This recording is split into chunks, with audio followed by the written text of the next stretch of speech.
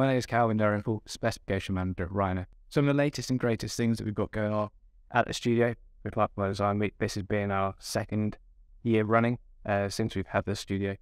And there's lots to be explored. Number one is that our new premium porcelain range is going to be coming out. So that's really exciting because that is a huge range and covering really every finish for every application. And whether that be from wood grain to natural stone to different colours, and really something for every palette.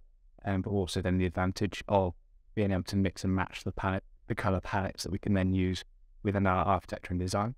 So that's great. Wind uplift, obviously, has been a huge topic in today's architecture. We're going to be exploring more around how wind uplift actually occurs, but then also how we mitigate that and the different ways of mitigating it. So we've got a lot of different rigs and things to actually get hands-on and touch and feel with that as well.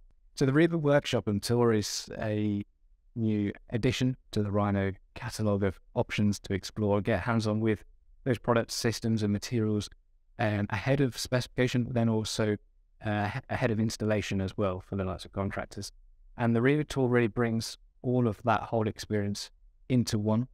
So everything from, again, being able to understand what those particular common challenges, pitfalls are from being on site, but then through to understanding how we start to overcome those common challenges and pitfalls, whether that be through design choices, whether that be through understanding the different options that are available from both product selection, but also then from a certification and technical aspect.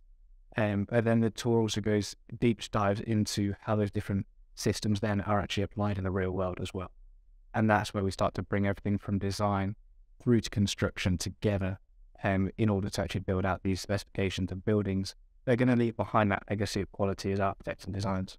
For architects, it's very important to understand not just what must specify and that it meets a particular performance, but also how a material is going to be in the real world. Things are so different from a technical specification and on CAD and on paper. Put that product in front of you. How does it bend? How does it sound when you tap it?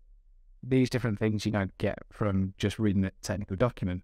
So coming to the studio, having that hands-on ability is going to start to bring that connection from, as I say, that design to that end result that you're actually really trying to fulfill in your vision.